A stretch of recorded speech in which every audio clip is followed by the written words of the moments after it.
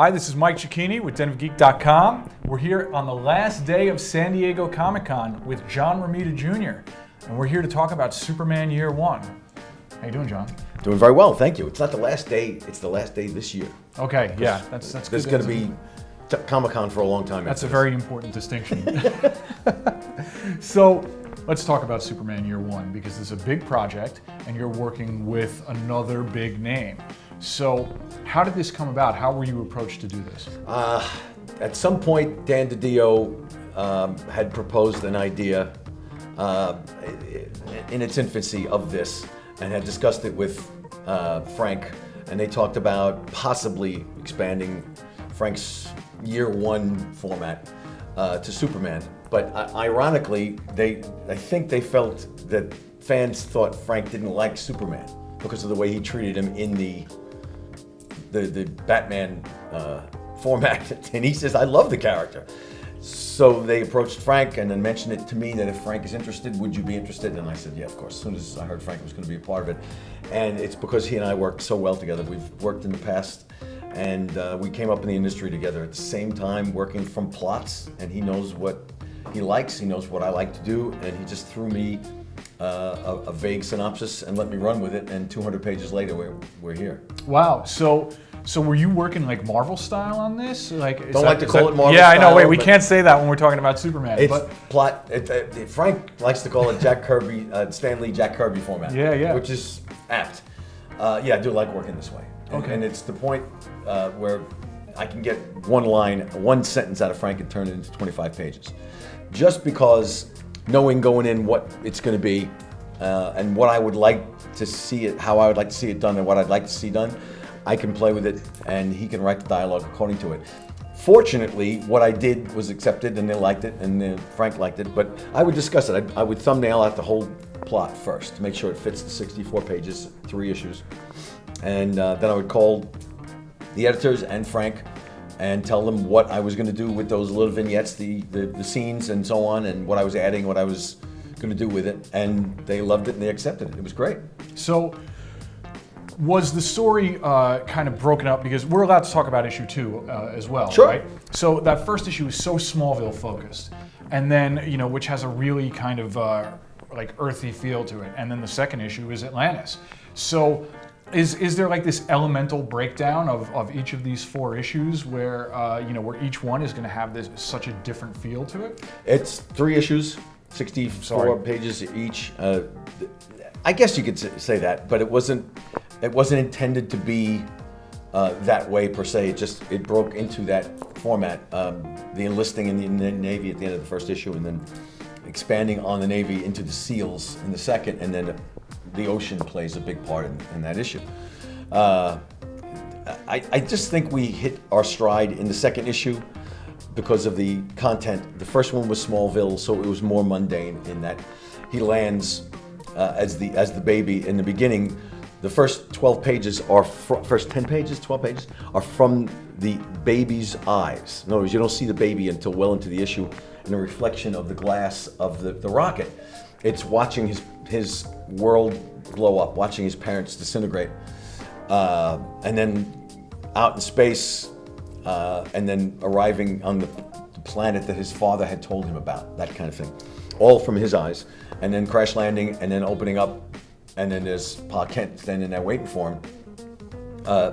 That is the only thing familiar with the story in the first one. So we played with it in that everything a human goes through, adolescence, adulthood, on the way up to adult, from infancy to adulthood, all the little things you go through, bullies, dealing with school, football, sports, dealing with women, everything that a normal human goes through, or dealing with men if you're a female, is applied to Superman as a super being.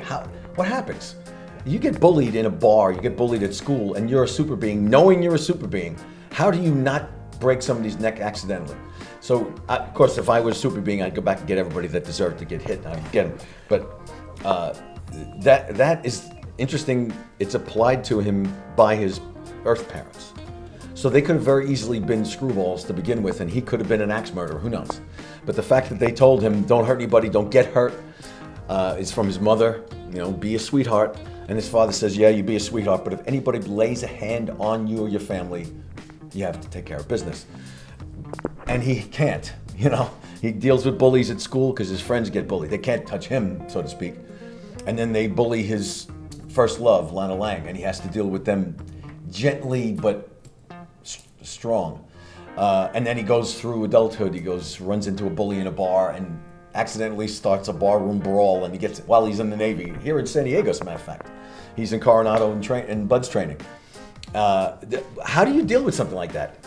And I think the way we did it, it was a little bit charming, but it was serious and it was important. And I love the way we handled it, to tell you the truth. Especially the barroom scenes, which of course I know a lot about. Well, one of my favorite things about this is that new Superman costume design, where like you've taken elements, I think, of like the Fleischer Studios Superman and stuff like that. That's correct. This is like the second time that you've gotten to do kind of a new coat of paint on a Superman costume. So can you talk about the choices that you made, like making that? Because those covers are really, really cool. I love that, you know, you chose like the smaller S logo with the black field and things like that. Can you talk about your influences on that? And did you and Frank kind of collaborate on that? How did this work? We both almost simultaneously admitted our love for the Max Fleischer cartoons, and that was pretty much it. I think that having seen those animated shorts is what made us want to do that. It's simple as that. Frank loved it, I loved it. I thought the animation was fantastic, and I just loved the way the costume looked. So we tried to have an air of it, and that's why we changed the logo the way we did. But that was pretty much where it ended as far as the costume similarities, and then the shorts were back. So we were back to the old costume. Yeah. Actually, the neckline is a little bit lower. It's like even his build is kind of reminiscent of the Fleischer cartoons. I wanted him to look like a leaner teen, and so to speak. And then I immediately got taken to task online. You have a skinny Superman? What's the matter with you, Romita? I said, Ma, come on. So, just to back this up, kind of the beginning again. Frank is known for Year One stories, and he took some heat because of All-Star Batman and Robin and things like that, and that feeds the perception that he's not a Superman fan. But my question here is, because I do think that first issue especially is pretty reverent to the spirit of the character, and issue 2 is just like something completely new that we've never seen. Does this take place in, I know Frank always says that his Batman stories all take place in one corner of the universe. Is this the Superman of those Batman stories as well? We'll have to find out. Oh, really? Okay. I can't say any more. I just gave it away. But you have to ask Frank if he had that intention going in, or if he has that intention after what we just finished. I don't want to say the word finished. Let's just put it that way. Okay, so Superman Year 2 is a possibility. I don't know what you're talking about. Oh, okay, all right, that's fine. It's so what do you think then is, because yeah, Frank can be a bit of a lightning rod with this kind of stuff, but you have your own history with the character, and obviously there's tremendous love for the character, and I think it does come through on the page. But what do you guys think, or what do you think is the heart of Superman that just has to be in every story? That's hard to describe, other than the fact that he's a Boy Scout and he's an intergalactic super being. Everything has to be through that lens. He's on Earth, so anything earthly has to be through that lens. He doesn't like bullies. He feels compelled to save the planet from itself, yada, yada, yada. I don't know how, because so much can be filtered through that lens, and anything from a common mugging to a supervillain coming from a different planet, it applies to him. That being said, we can twist it the way we like, so to speak, to make it good for the comics, so to speak. But I honestly feel that anybody that deals with fantasies about being a super being can apply their stories to this. Especially us. I've always wanted to be a Superman for one day. Take care of everybody that's an asshole. Take care of them. Sorry about that. It's okay. To all you assholes, I'm sorry. No, not you that are out there right now. I mean, anybody that's watching that's... Never mind, I apologize. Don't apologize to them. Never apologize to those people. What do you think of the format? Because I love the it's not quite a treasury edition, right? But it's a different. Did you draw this with that format in mind, or was this initially conceived as something like a little bit more? From the get-go, it was a large size. It really? Was I don't know if Frank told them he wanted it in large format or they applied that to us. All I know is that at first it looked like I was working on a wall. It filled up my drafting table, and I could have wallpapered my house with the pages that we used. They were gigantic, and then as I got used to it over the course of 200 pages, the pages got smaller. Got to I went back to another issue of the normal size paper. It was like working on a postage stamp. It's strange. I love the larger size because it's cinematic. The storyboard format panels, which I love, comes from my father saying everything is a peripheral vision like a movie screen. I like to do mostly that way. I don't like to do any strange shaped panels. Vertical panels bother me unless something is required to be shooting straight vertical. I love the wide lens. So this, with these pages, these gigantic pages, it was cinematic, it was fun. It added, of course, I'm a moron for adding all the backgrounds that way. I tend to do that to myself, but I loved everything about the large format after I started. First I cursed a little bit, then I loved everything about it halfway through it, maybe. Is this the first time you've had to work in that larger format? That size. Frank says when we started, we worked on pages that size, back in the, 1920s, whatever that was. I don't remember working on paper that large, but he said the Man Without Fear that we worked on, in the Daredevil Man Without Fear that we worked on together, it was larger paper. I don't know if it was this size. This is the largest. Was that Daredevil done the same way? Was that done Lee Kirby style as well? It was. Oh, wow. So now, it came from a movie treatment that Frank tried to get past, and it didn't make it, so in his anger, he said, we need to turn this into a movie. I approached him about doing a Wolverine graphic novel. He said, everybody's doing Wolverine, let's do this. And he handed me the treatment and let me run with it. Then he called me up a couple of months later and said, a couple of weeks later, and said, I have an addendum to put in between page 17 and 18. I'll send it to you. Sent me a short synopsis of that addendum. Ended up being 88 pages, the addendum. That's working with Frank, that's what happened. He said it was my fault. But anything Frank gives you, you can play with it. Oh, it's like getting a piece of clay and turning it into a statue. It's great. What are you most excited for people to see in these next two issues? There's a couple of scenes in the second issue. I absolutely loved the boot camp and the buds training in the second issue because I got to reference these heroes, and big fan of the military, and I got a chance to draw San Diego in it. Then there's a couple of scenes. When is this going to come out? Because if I give this one away, I'm going to be in trouble. But there's a scene at the end of the third issue that I get a chance to draw a couple of characters with Superman. That is one of the better moments in my career. That's great. But the action, the choreography of the action is fun, of course. But doing things that I've never done before, which is boot camp and SEAL training and the buds training, and playing with that these guys don't know this man's a super being, except for his drill sergeant who has an idea there's something different about this guy. That's fun to me. He does something, I created something called surf ups. He does push-ups in the surf. And he does something that annoys his drill sergeant, and he says, you're gonna break the record for surf ups right now. They're gonna be underwater from now on, not knowing that he can breathe underwater, that kind of thing. Playing with that kind of stuff and the amazement. And then the bar room scene actually cracks me up. He's there talking to a journalist, and it's an attractive lady, and some drunk comes over and harasses her. And Clark Kent says, back off, you moron. And the guy takes a swing at him, and he blocks it, and the guy gets hurt and falls into a crowd of guys and starts a bar fight. And Clark started it, so to speak, and he gets turned every which way but loose by his drill sergeant, and he has to do a million surf ups, so to speak. Toilets, he's got to clean bathrooms, that kind of thing. I love that kind of familiarity to people. That was fun. The art is recognizably you throughout. But I feel like there's something else in there that I can't quite put my finger on. Did you look to any other kind of anything outside of comics, or did you pull in any other influences when you were designing this book? Influences, no.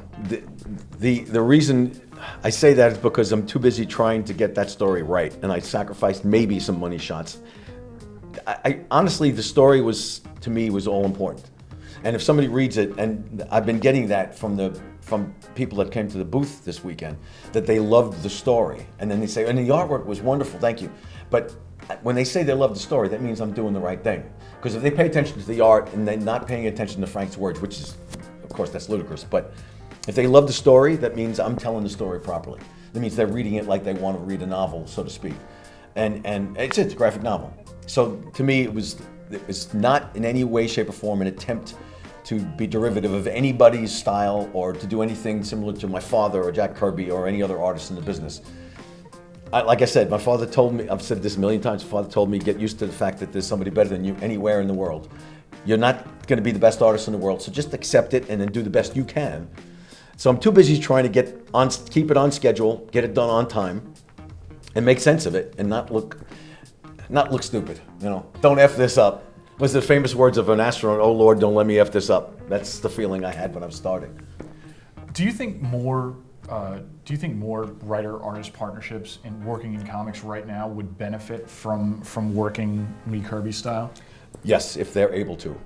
I don't know how many guys, how many young people can do the plot and lean on the artist to do as much as I was given the ability to. The leeway that Frank gave me, I don't know many guys. If they can, that's wonderful.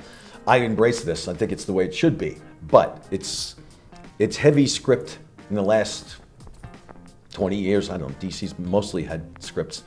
I don't think it's necessary to give people dialogue. They should be able to tell a story and give emotion and facial expressions on their own. Sometimes some artists that can't. I've had an artist call me and say, I don't know how to tell a story without script. It was a couple of years ago when they said that, and I said, no, you can. You've done it before. No, I've only worked from script. Wow, and you get paid for this, huh? I honestly think everybody should be able to do it this way, but not everybody can. Who was the first person you worked that way with? From the get-go when I started at Marvel. Really? Yeah. See, I feel like I should have known that. But so you were already doing that long before you started. Absolutely, and I watched my father do it when I was a kid. Okay. And interestingly enough, Stan Lee, rest in peace, used to describe a plot to my father and let my father take notes. Yeah. Stan would hop around the room, jump on the backs of chairs and pose for my father. My father would come back after having written notes, and then we would go on a road trip and we would talk all about it. And he would pace out the story all by himself. Stan would fill in the dialogue. That's an extreme version, but I've gotten literally a paragraph for 22 pages from John Byrne when we worked on Iron Man together. And that's the way I prefer it. As long as you keep the editorial base, the need for the editors to get the character right, especially with a character like Superman, which I don't have the history with the character. As long as I get those things correct, then we're good to go in any direction. But I started off that way and I got used to it. Why do you think it changed? Maybe people can't tell stories well and they just needed the crutch, or the writers feel compelled to direct everybody. I've had writers give me a tome and I've had writers give me one paragraph. Fortunately, the artists that are writers now, John Byrne was an artist, became a writer, Frank Miller, an artist that became a writer, know that I can tell a story, or they prefer it that way. So to me, I prefer it, and I don't think anybody should work from a script, but there should be some dialogue, perhaps in the plot, so that the artist knows when somebody's angry, I'm going to say these words and design that panel appropriately. Especially, I told Frank the scene after the bar fight, and he gets taken to task by his drill sergeant. It's a small figure yelling at Clark Kent with a gigantic panel, and I wrote in the borders, every foul word you can imagine is in that panel. I wonder how Frank is going to write that. I want to know what's going to go in that panel. I haven't seen it yet. You effing moron. You're never going to see daylight again. You're going to be in a toilet the rest of your career. So on. I think that's the fun part. What's next for you after Superman? I get to sleep. That's the great thing. I'm in the middle of doing 2 issues of Batman with Tom King. And I get to work with Klaus Janson again, and then the two of us, Klaus and I, are going to work with Brian Bendis on Action Comics, and Oh, that's that'll great. be a year's worth at least. And then I got told a couple of things that are coming in my direction subsequent to that, and I'm looking forward to it. DC's got a lot of fantastic things coming up, and I can't share them with you. I know what they are, and they're fantastic. Awesome. Well, thanks so much. My pleasure.